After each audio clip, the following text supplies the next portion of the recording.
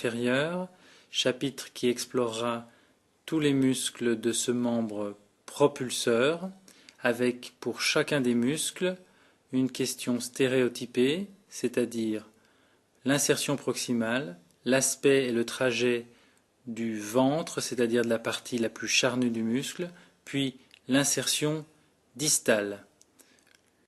Voyons tout d'abord les muscles iliopsoas. Ce muscle psoas s'insère sur la colonne lombaire à partir de deux chefs.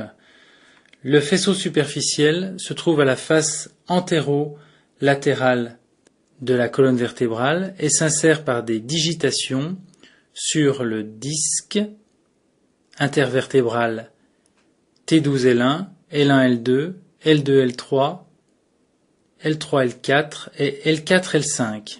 Il ne s'insère pas sur le disque L5S1. Il s'insère sur le disque mais également sur l'os adjacent, c'est-à-dire les rebords antérieurs des plateaux. Entre chacune de ces insertions du faisceau superficiel se forme une arcade fibreuse sous laquelle passera les vaisseaux lombaires en provenance de l'aorte ou à destinée de la veine cave inférieure. Le faisceau profond, figuré en pointillé rouge sur le dessin, s'insère, lui, sur les processus costiformes L1, L2, L3, L4. Il ne s'insère pas sur le processus costiforme L5. Une digitation peut être retrouvée sur la base de la côte, de la 12e côte. Ces deux faisceaux vont cheminer vers le bas et le dehors en s'écartant progressivement du rachis et vont se réunir à la partie moyenne du muscle en formant un volumineux ventre fusiforme. Entre les deux faisceaux se trouve un angle dièdre dans lequel va émerger les racines nerveuses du plexus lombaire. Les deux faisceaux réunis vont entrer dans le bassin au niveau de la fosse ilio-lombaire en se plaçant à la partie supérieure et médiane de la fosse iliaque interne. Elles vont rejoindre là le muscle iliaque en restant en dedans de ce dernier, puis sortir du bassin en passant sous le ligament inguinal au niveau de la lacune musculaire latérale. Les fibres du muscle psoas sont donc contre la bandelette ilio-pectinée. Puis ces fibres vont plonger vers le bas, le dehors et l'arrière pour rejoindre le petit trochanter sur lequel elles vont s'insérer. Il s'agit donc d'un muscle qui est multi-articulaire puisqu'il ponde plusieurs articulations intervertébrales, sacro-iliaques et coxo-fémorales. Son innervation est assumée par les branches collatérales du plexus lombal, c'est-à-dire L1, L2, L3 et L4. Plus bas, c'est le nerf fémoral qui va innerver ce muscle avec des neurofibres issues des métamères L2, L3 et L4. Le muscle iliaque, lui, ponte uniquement l'articulation coxo-fémorale. Il naît de fibres courtes insérées dans la fosse iliaque interne sur la lèvre médiale de la crête iliaque. Ces fibres se développent en éventail vers le bas pour rejoindre le muscle psoas. Elles restent néanmoins latérales par rapport au muscle psoas et passent le ligament inguinal pour sortir du bassin en restant latérales. Elles vont rejoindre les fibres du muscle psoas en s'insérant en avant et en dessous de l'insertion distale du muscle psoas. Son innervation est essentiellement due au nerf fémoral L2, L3, L4. Dans son trajet pelvien, le muscle psoas iliaque est recouvert d'un fascia résistant qui recouvre le muscle depuis son origine vertébrale. Elle isole ce plan musculaire du reste du contenu pelvien. Ce fascia dit fascia iliaca permet de comprendre pourquoi des abcès vertébraux lombaires peuvent se collecter au niveau du pli inguinal en restant en arrière de cette membrane étanche. Sous ce fascia, les muscles sont accompagnés du nerf fémoral qui se place entre le muscle iliaque et le muscle psoas et franchit le ligament inguinal dans la lacune musculaire avec le muscle psoas iliaque. La fonction du muscle iliopsoas est double. D'une part, si le membre inférieur est fixé, elle produit la flexion du tronc, si les deux muscles se contractent en même temps. Elle produit l'inclinaison latérale du tronc, si la contraction est unilatérale. Et enfin, elle peut produire la lordose lombaire en association avec les muscles érecteurs spinaux. En effet, la traction du muscle psoas se fait sur la colonne lombaire en avant, réalisant la lordose, autrement dit la cambrure de la colonne lombaire. Si le membre inférieur est libre et oscillant, la contraction du muscle va agir sur la hanche en produisant une rotation externe de la cuisse, c'est-à-dire que le petit trochanter va être amené vers l'avant en passant par le dedans. Une autre action sur la coxo-fémorale est la flexion de hanche, c'est-à-dire que le petit trochanter monte vers l'avant. En résumé, sur la hanche, le muscle iliopsoas produit la flexion et la rotation externe. Sur le tronc, elle permet la flexion et l'inclinaison. Et sur le rachis, elle permet la lordose. Voyons maintenant la région glutéale, en 3 plans successifs, en commençant par le plan superficiel. Cette région est particulièrement développée chez l'homme, car elle concourt à la bipédie, c'est-à-dire à l'extension des hanches. Dans la région glutéale superficielle, nous trouvons une bande médiane, avec en haut le fascia glutéal qui s'insère sur les 4/5 antérieurs de la crête iliaque, avec des fibres qui descendent en éventail latéralement, convergeant vers le fascia lata. Ce fascia lata est le fascia latéral de la cuisse et va se prolonger vers le bas par le tractus iliotibial ou bandelette de Messia, qui, nous le savons déjà, s'insère sur le tubercule de Gerdy. C'est l'élément organisateur de la région sur lequel vont s'insérer en avant le muscle tenseur du fascia lata avec des fibres qui vont tirer vers l'avant le grand trochanter et fléchir la hanche. Ce muscle va donc produire la rotation interne et la flexion.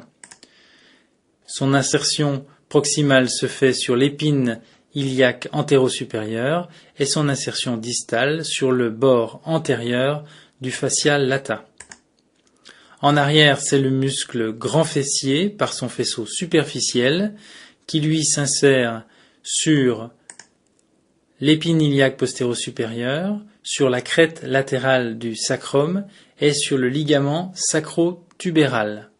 Ce muscle va tirer en arrière le grand trochanter, produisant la rotation externe. Il va tirer en arrière la diaphyse fémorale, produisant l'extension. Et compte tenu de sa situation très latérale, il peut également produire l'abduction. Il faut bien distinguer ce muscle grand fessier superficiel, appartenant à l'ensemble qu'est le deltoïde fessier. Il faut bien le distinguer du faisceau profond du muscle grand fessier qui, lui, n'appartient pas au deltoïde fessier et qui produit plutôt une adduction, c'est-à-dire un rapprochement vers l'axe médian de la diaphyse du fémur. Le muscle tenseur du fascia lata est innervé par le muscle glutéal supérieur avec des neurofibres L4, L5. Le muscle grand fessier est innervé par le nerf glutéal inférieur avec des neurofibres d'origine L5, S1 et S2. Nous avons défini ainsi le deltoïde fessier comportant des muscles et un fascia. Lorsque les deux muscles se contractent ensemble, l'action globale est de coapter la hanche en plaquant la tête fémorale au fond du cotyle et donc en stabilisant le bassin lors de l'appui monopodal. Ce deltoïde fessier permet également une abduction de la hanche lorsque le membre inférieur est oscillant sous le bassin.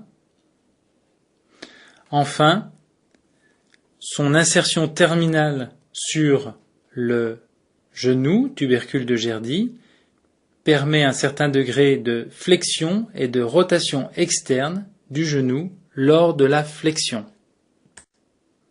Voyons maintenant le plan moyen.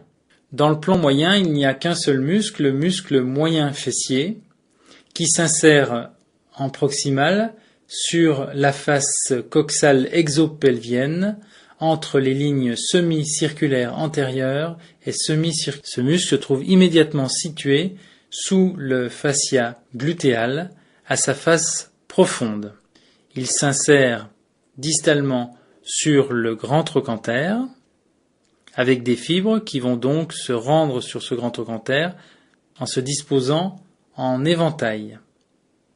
Il est innervé par le nerf glutéal supérieur avec des neurofibres d'origine L4, L5, S1. Le muscle petit fessier ne fait pas partie du plan moyen mais sera décrit dans le plan profond. L'action du muscle moyen fessier est très importante, en particulier lors de l'appui monopodal. C'est ce muscle qui va permettre la stabilité de la hanche et donc qui va empêcher le bassin de basculer lors de l'appui monopodal. Lorsque ce muscle est déficitaire, la boiterie est dite paradoxale en train de Lenbourg avec bascule du tronc du côté de l'appui pour rééquilibrer l'insuffisance du moyen fessier. Afin de ne pas arracher son insertion sur le grand trochanter, il travaille en équilibre avec le muscle vaste latéral et compose un muscle dit digastrique qui fait relais sur le grand trochanter. Une autre action du muscle moyen fessier est celle d'être tantôt rotateur externe, tantôt rotateur interne. En effet, les fibres les plus antérieures vont permettre une rotation interne de hanche, les fibres les plus postérieures vont permettre une rotation externe de hanche. Lors de l'appui contralatéral, c'est-à-dire à la phase d'oscillation du pas, ce muscle moyen fessier, comme le muscle deltoïde fessier, va permettre une abduction de la hanche. Voyons maintenant le plan profond de la région glutéale. Il s'agit du plan qui contient les muscles pelvitrochantériens. Nous allons décrire ces muscles du haut vers le bas en les situant par rapport au point noir au centre du dessin qui est le point de rotation de l'articulation coxofémorale. La situation de chaque muscle par rapport à ce point va permettre de déterminer si son action est abductrice ou adductrice de la hanche. Tout d'abord, le muscle petit fessier qui s'insère au-dessus de la ligne semi-circulaire antérieure avec des fibres qui se dirigent en éventail vers le bas. Son insertion distale est tendineuse au bord antérieur du grand trochanter. il est innervé par le nerf glutéal supérieur et sa fonction sera une rotation interne et une abduction. Il est rotateur interne car situé très en avant par rapport au point de rotation de la hanche.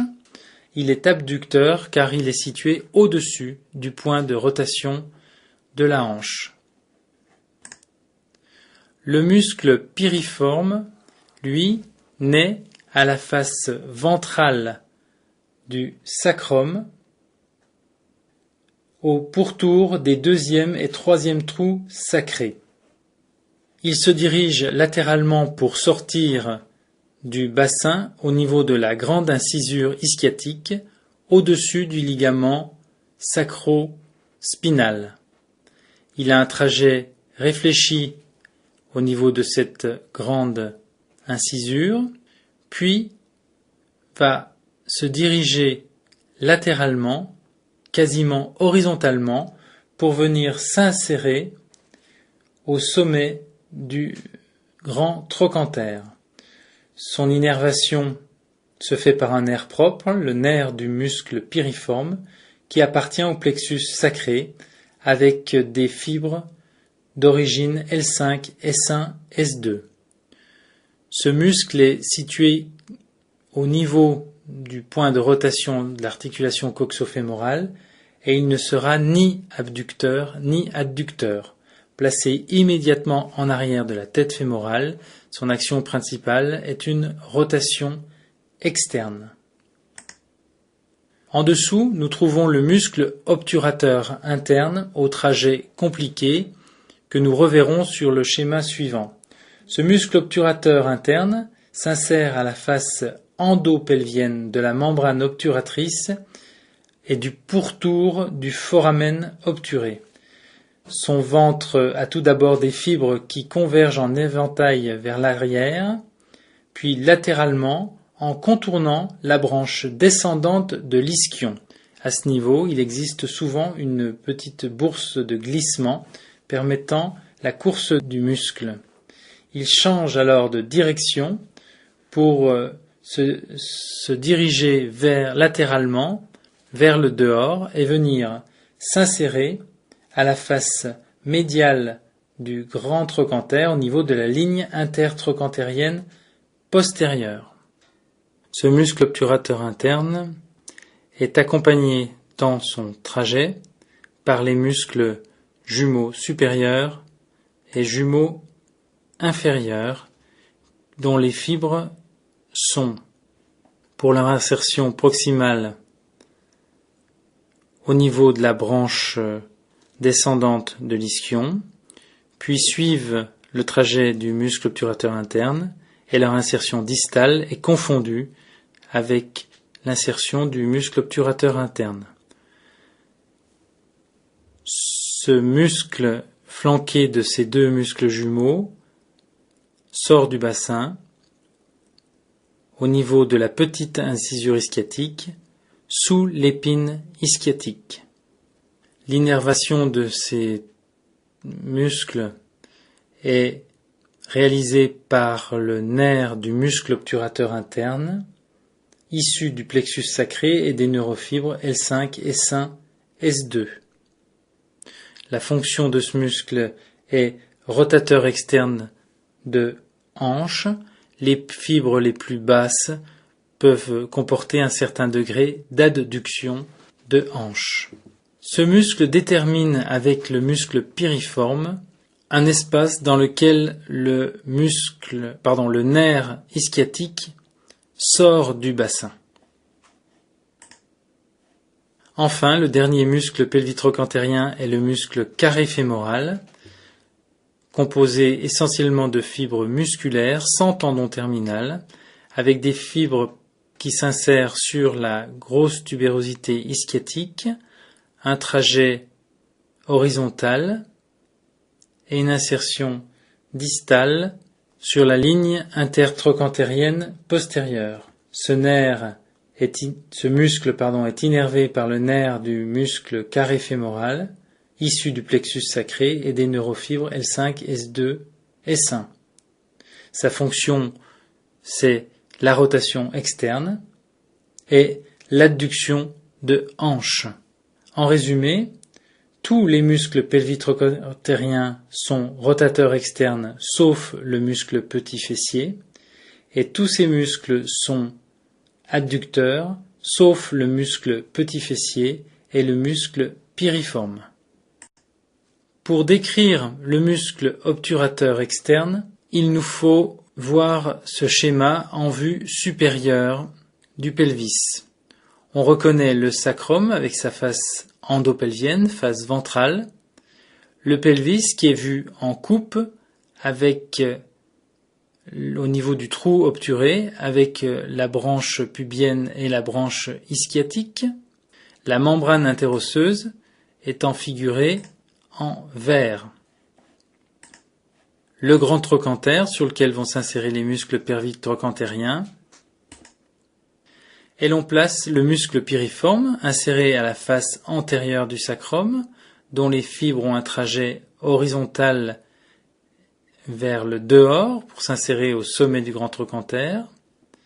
L'on place également la membrane obturatrice et le foramen obturé, et le muscle obturateur interne qui s'insère à la face endopelvienne de cette membrane obturatrice, qui a tout d'abord un trajet de fibres vers l'arrière, puis un changement à 90 degrés de ces fibres pour se diriger latéralement vers la ligne intertrochantérienne.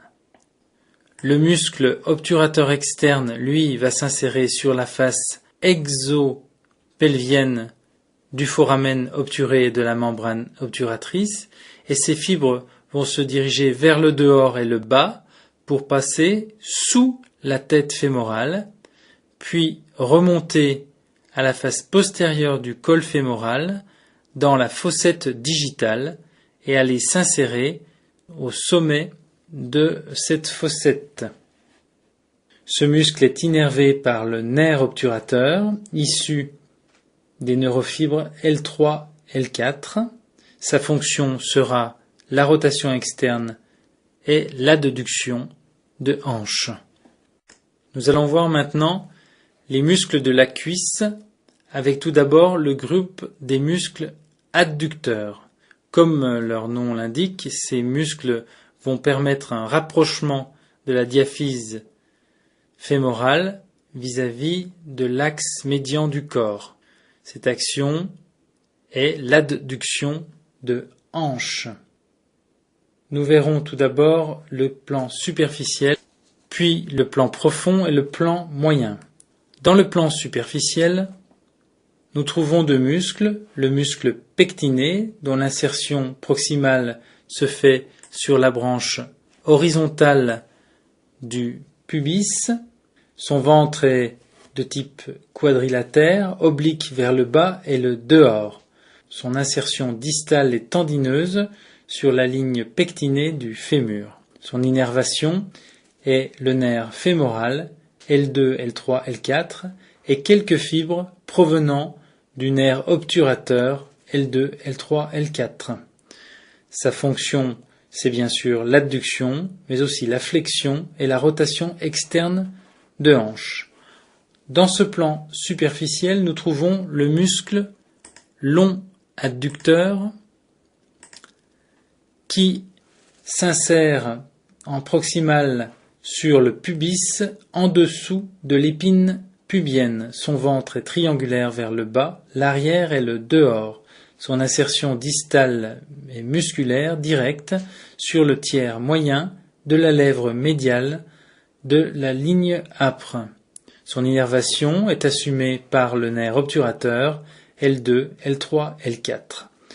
Sa fonction principale est l'adduction de hanche, mais aussi la flexion et la rotation externe de hanche, comme le muscle pectiné.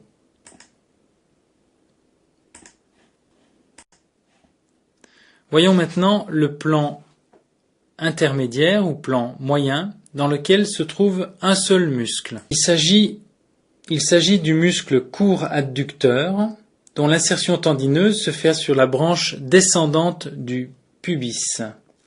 Le ventre est triangulaire vers le bas, l'arrière et le dehors, et son insertion distale est musculaire sur le tiers proximal de la lèvre médiane de la ligne âpre. il laisse une arcade pour la première artère perforante fémorale qui va faire communiquer le réseau artériel fémoral au réseau postérieur de cuisse. Son innervation sera le nerf obturateur, L2, L3, L4, et son action, c'est l'adduction, la flexion et la rotation externe de hanche.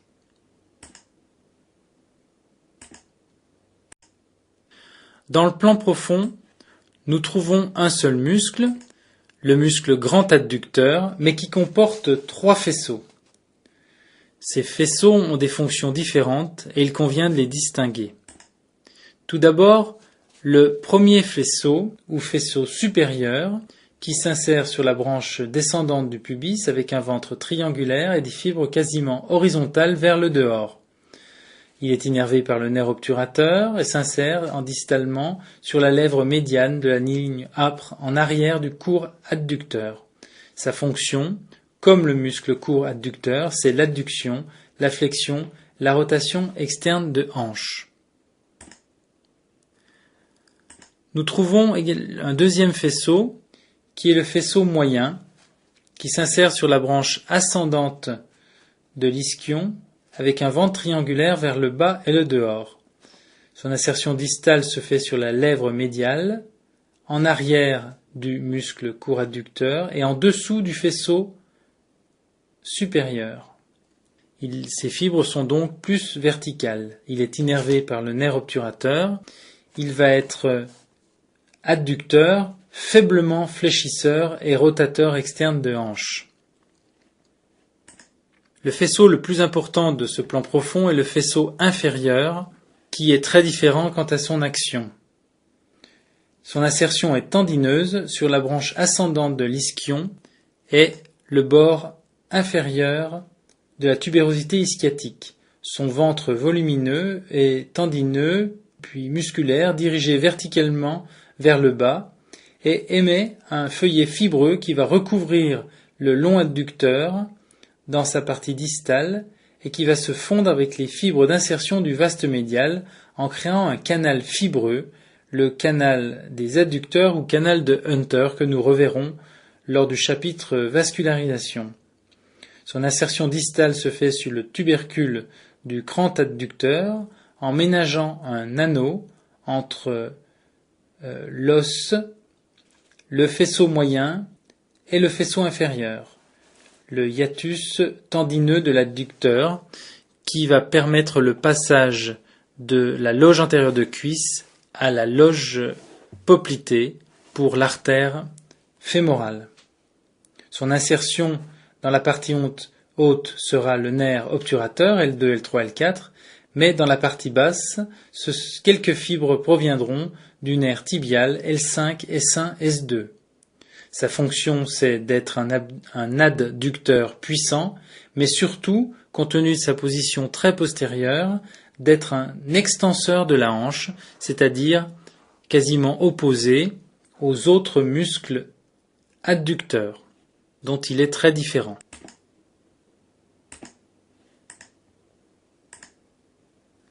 Le muscle gracile convient d'être placé sur le schéma d'insertion pubien. Il appartient au groupe des muscles de la patte doigt, mais son insertion figure ici sur le diagramme entre l'insertion du court et du long adducteur. Voyons maintenant le muscle quadriceps fémoral. Avec le muscle sartorius, il constitue le groupe musculaire antérieur de la cuisse. Il s'agit d'un muscle très important qui va produire l'extension du genou et permettre la stabilité du membre inférieur en extension lors de la marche. Toute défaillance de ce muscle ou de son innervation empêchera la station debout du patient. Comme son nom l'indique, ce muscle comporte 4 faisceaux et constitue le muscle le plus gros de l'organisme. Tous les faisceaux sont innervés par le nerf fémoral avec les neurofibres L2, L3, L4. Le muscle faisceau antérieur, autrement appelé droit antérieur ou muscle droit de la cuisse, présente une insertion proximal par un tendon direct sur l'épine iliaque antéro-inférieure et un tendon réfléchi dans le sillon supra-acétabulaire. Son ventre est fusiforme, vertical et volumineux. Son insertion distale se fait sur la base de la rotule avec des fibres superficielles qui passent en avant de la rotule, qu'on appelle le surtout rotulien, et qui rejoignent le ligament rotulien et la tubérosité tibiale antérieure. Son faisceau latéral est également appelé le vaste latéral ou vaste externe. Son insertion proximale se fait sur le grand trochanter, en continuité, nous l'avons vu, avec les fibres du moyen fessier, et ainsi que sur la lèvre latérale de la ligne âpre. Cette insertion latérale sur la ligne âpre est continuée par la cloison intermusculaire latérale. Son ventre est épais, et son insertion distale se fait sur le bord latéral du tendon terminal du muscle droit et de la rotule, avec des fibres directes et des fibres croisées du rétinaculum patellaire longitudinal latéral. Le muscle vaste interne ou vaste médial s'insère sur la lèvre médiane de la ligne âpre du fémur. Son ventre est épais et son insertion distale se fait sur le bord médial du tendon terminal du muscle droit et de la rotule, par des fibres directes et croisées du rétinaculum patellaire longitudinal médial. Sur ce schéma, il est difficile de faire figurer dans le plan plus profond le vaste intermédiaire ou muscle crural qui s'insère par des fibres directes sur les 2/3 proximaux de la face antérieure et latérale du fémur. Son ventre est semi-cylindrique, moulé sur la diaphyse fémorale, et son insertion distale se fait à la base de la rotule et du tendon terminal du quadriceps avec lequel il mélange ses fibres. Nous ne reviendrons pas sur la fonction du quadriceps qui est d'être avant tout un puissant extenseur du genou et par le muscle droit antérieur un fléchisseur de hanche. Nous abordons maintenant le groupe musculaire postérieur de la cuisse, autrement dit les muscles ischio-jambiers. Il s'agit de 3 muscles qui sont biarticulaires, s'insérant en haut sur l'os coxal et en bas sur le squelette jambier. Ils sont fléchisseurs du genou en s'opposant au tiroir antérieur du tibia sous le fémur. Ils sont extenseurs de hanche et ils sont tous innervés par le nerf ischiatique et les neurofibres L5, S1, S2, S3. Leur insertion proximale se fait sur la tubérosité ischiatique et nous allons tout d'abord voir le muscle semi-tendineux. Ce muscle est le plus postérieur et le plus médial dans son insertion ischiatique. Il va s'insérer distalement sur le tibia en contournant le massif tubérositaire médial par le dedans pour aller composer un des muscles de la patte doigt. Nous voyons ensuite le muscle semi-membraneux dont l'insertion est large et antérieure sur la tubérosité ischiatique. Son ventre est plat avec son bord médial membraneux vers le bas. Son insertion distale se fait par 3 faisceaux que nous avons vus lors de l'arthrologie du genou. Le faisceau direct en connexion avec la corne postérieure du ménisque interne, son faisceau récurrent dont les fibres se mélangent avec le ligament poplité et se dirigent vers la fabella, et enfin son faisceau réfléchi qui contourne le massif tubérositaire médial par le dedans et vient mélanger ses fibres avec le ligament latéral interne. Le muscle biceps fémoral présente, comme son nom l'indique, 2 chefs. Le premier chef ou muscle long biceps s'insère en arrière et latéralement au niveau de la tubérosité ischiotique, puis se dirige vers le bas et le dehors pour rejoindre le chef court qui lui s'est inséré sur la moitié distale de la lèvre latérale de la ligne âpre. L'insertion distale du muscle va se faire au sommet de la tête fibulaire en un puissant tendon terminal palpable sous la peau. Sa fonction sera d'être un extenseur de hanche comme tous les muscles ischio-jambiers et de produire une flexion et une rotation externe du genou lorsque le genou est prépositionné en flexion, alors que les muscles semi-tendineux et semi-membraneux vont avoir une action sur le genou de flexion, certes, mais de rotation interne lorsque le genou est prépositionné en flexion. Nous devons évoquer séparément les muscles de la patte doigt qui comprennent 3 muscles réunis par leur terminaison distale au niveau de la surface tibiale antéromédiale. Il s'agit du muscle sartorius ou muscle couturier dont l'insertion proximale se fait sur l'épine iliaque antéro-supérieure. Le trajet du corps musculaire rubané se fait oblique vers le dedans et le bas pour être le plus antérieur et superficiel des muscles de la patte doigt.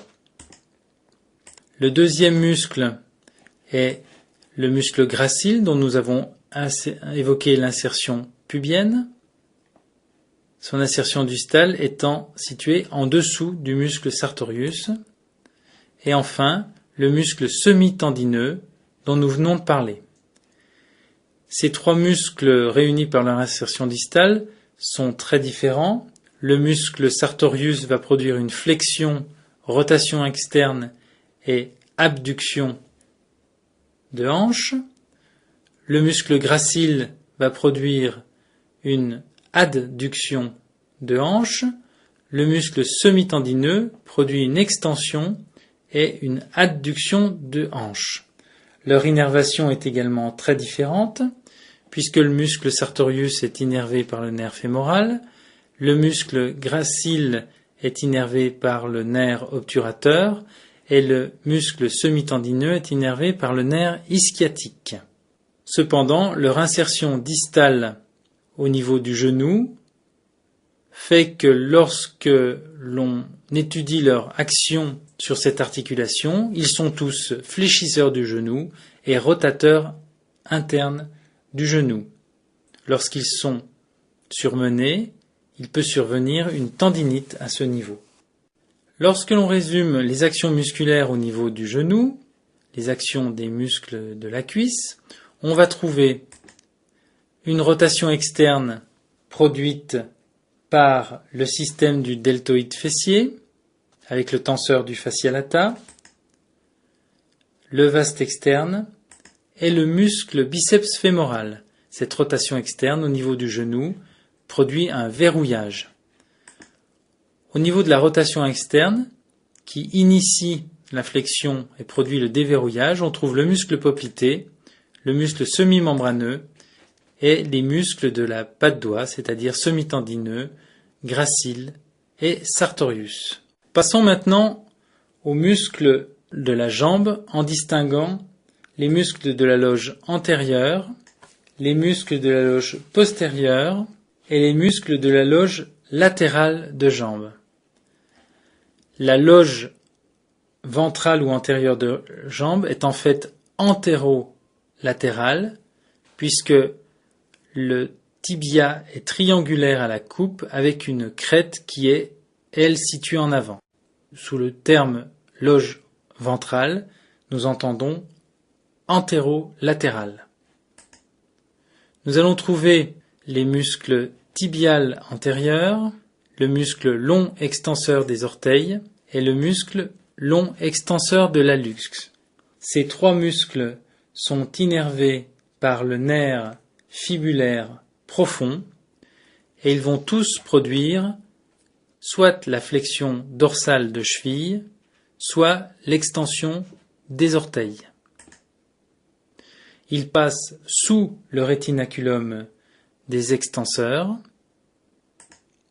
Le muscle tibial antérieur s'insère sur le versant latéral de la tubérosité tibiale latérale et aux 2/3 proximaux de la face latérale du tibia et de la membrane interosseuse. Son ventre prismatique croise vers le bas le tiers distal du tibia et passe le plus médialement sous le rétinaculum des extenseurs. Son insertion distale se fait sur l'os premier cunéiforme et à la base dorsale de M1. Nous l'avons dit, il est innervé par le nerf fibulaire profond avec une prédominance de fibres L4. Il produit la flexion de cheville, l'inversion du pied et soutient l'arche interne du pied. Le muscle long extenseur des orteils s'insère au versant latéral de la tubérosité tibiale latérale et aux 2/3 proximaux de la face médiale de la fibula et de la membrane interosseuse. Son insertion est donc plus latérale que le muscle tibial. Son ventre est fusiforme, passe sous le rétinaculum des extenseurs et se divise en 4 tendons pour les 2, 3, 4 et 5e rayons. Son insertion distale est calquée sur les tendons extenseurs des doigts avec une languette médiane pour la base de P2 et 2 languettes latérales qui se rejoignent sur la base de P3. Son insertion est le nerf fibulaire profond, L4, L5. Son action est bien sûr la flexion de cheville et l'extension des orteils. Troisième muscle de cette loge ventrale de jambe, le muscle long extenseur de l'hallux, qui s'insère lui à la face médiale de la fibula et de la membrane interosseuse. Il s'agit d'un muscle grêle avec un ventre peu important qui se prolonge par un long tendon qui passe sous le rétinaculum des extenseurs entre le muscle tibial antérieur et le long extenseur des orteils. Sa terminaison distale se fait par un seul tendon à la face dorsale de la base de P2 du premier doigt ou hallux. Il y a également 2 expansions latérales pour P1 de l'hallux. Son innervation, c'est le nerf fibulaire profond, avec une prédominance de fibres L5. C'est un muscle qui sert de muscle test lorsque l'on cherche à connaître une atteinte de la racine nerveuse L5. Son action, c'est la flexion de cheville et l'extension de l'hallux. Voyons la loge latérale de jambe sur cette même vue avec 2 muscles uniquement, le muscle long fibulaire dont les insertions proximales vont permettre la division du nerf fibulaire commun et le muscle court fibulaire. Ces 2 muscles vont être innervés par le nerf fibulaire superficiel et vont produire l'éversion du pied.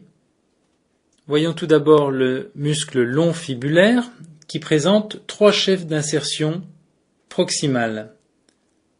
Le chef proximal à la face latérale de la tête de la fibula et à la face latérale de la tubérosité latérale, le chef ventral aux 2/3 proximal du bord ventral de la fibula et le chef dorsal aux 2/3 proximal du bord dorsal de la fibula. Entre chef proximal et chef ventral et dorsal va se séparer le nerf et passer le nerf fibulaire profond. Entre chef ventral et chef dorsal cheminera le nerf fibulaire superficiel.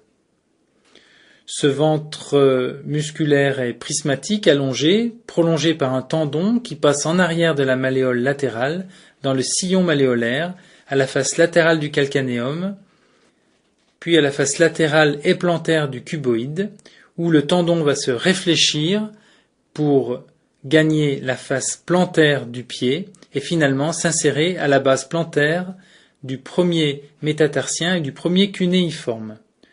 Au moment où le tendon se réfléchit pour passer sous le cuboïde, il peut parfois présenter une calcification qui constitue un os sésamoïde.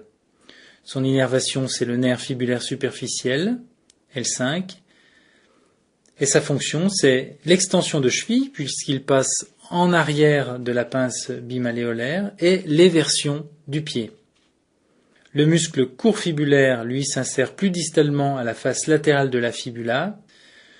Son ventre se prolonge par un tendon et passe en avant du muscle long fibulaire dans le sillon malléolaire. Son insertion distale, c'est la styloïde du 5e métatarsien.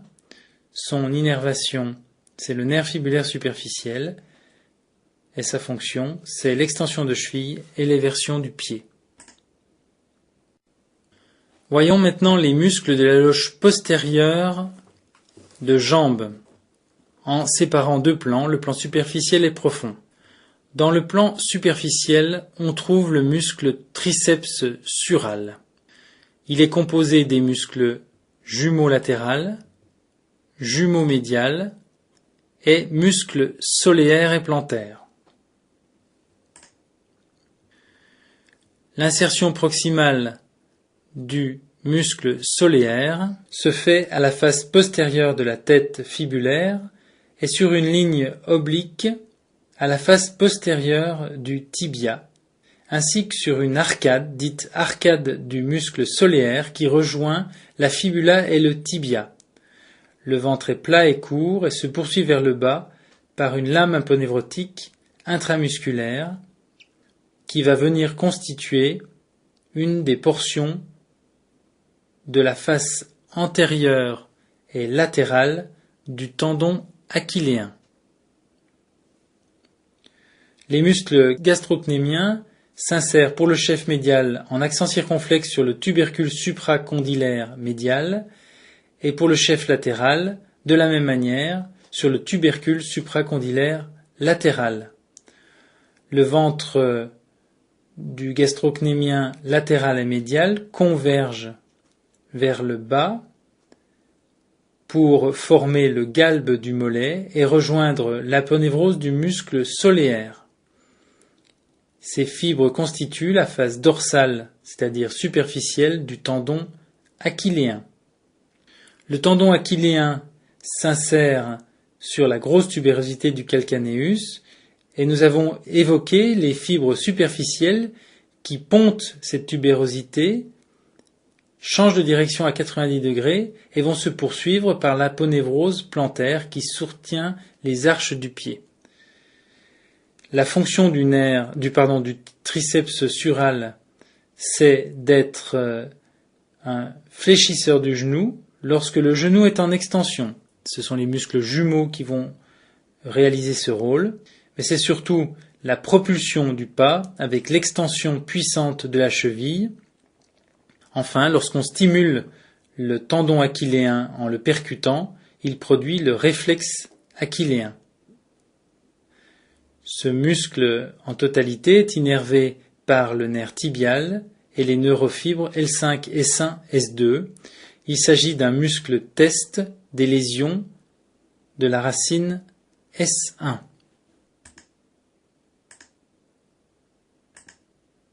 On voit sur ce diagramme en haut à droite que lorsque le genou est en flexion, seul le muscle soléaire va produire l'extension en flexion dorsale de cheville.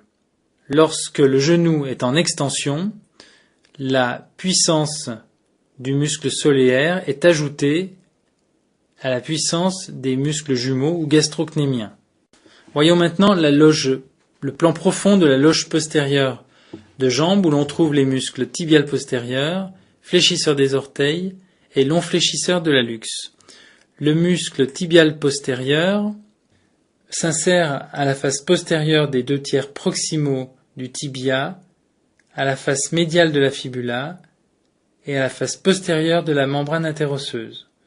Son ventre est allongé, descend vers le bas, oblique, vers le dedans, et est prolongé par un tendon rétromalléolaire médial, où il se réfléchit, passe en dessous du sustentaculum thalli. Son insertion distale se fait sur la tubérosité de l'os scaphoïde ou os naviculaire et à la face plantaire des os cunéiformes, prolongés jusqu'à la base de M2, M3, M4, ainsi que du cuboïde. Il s'agit d'une insertion large. Son innervation se fait par le nerf tibial, avec des neurofibres L5, S1, S2. Il produit l'extension de cheville et l'inversion du pied. Le muscle long fléchisseur des orteils s'insère au tiers moyen de la face postérieure du tibia, sous la ligne du soléaire. Son ventre est oblique, épais, poursuivi par un tendon qui croise le muscle tibial postérieur en passant en avant et s'engage en arrière de la malléole médiale, puis sous le sustentaculum thalli, où il croise le long fléchisseur de l'hallux en passant plus plantaire. Il est très profond au niveau de la plante du pied. Son insertion distale se fait sur la face plantaire de P3, des 2e, 3e, 4e et 5e orteils. Son insertion, c'est le nerf tibial, L5, S1, S2, et sa fonction, c'est l'extension de cheville, la flexion des orteils. Il a également une action de stabilisateur de l'appui au sol en créant des pressions au niveau de la pulpe des orteils. Le muscle long fléchisseur de l'hallux est plus distal en s'insérant aux 2 tiers distaux de la face postérieure de la fibula et de la membrane interosseuse. Son ventre est aplati en arrière du tibia. Il passe sous le sustentaculum thalli, où il est en arrière du long fléchisseur des orteils. Puis il devient dorsal et croise le long fléchisseur des orteils. Son insertion distale, c'est la face plantaire de la base de P2 du 1. Son innervation, c'est le nerf tibial, et sa fonction, c'est l'extension de cheville et la flexion de l'hallux. Sur ce schéma, nous pouvons résumer les actions musculaires au niveau du pied, avec latéralement les muscles longs et courts fibulaires qui vont produire l'éversion du pied, médialement le muscle tibial postérieur et le muscle tibial antérieur qui vont produire l'inversion du pied. Le muscle tibial antérieur passant en avant de la pince bimalléolaire produit également la flexion dorsale et le muscle tibial postérieur qui passe en arrière de la ligne bimalléolaire produit la flexion plantaire de cheville. Les muscles long fibulaires et court fibulaires sont également des fléchisseurs plantaires de cheville.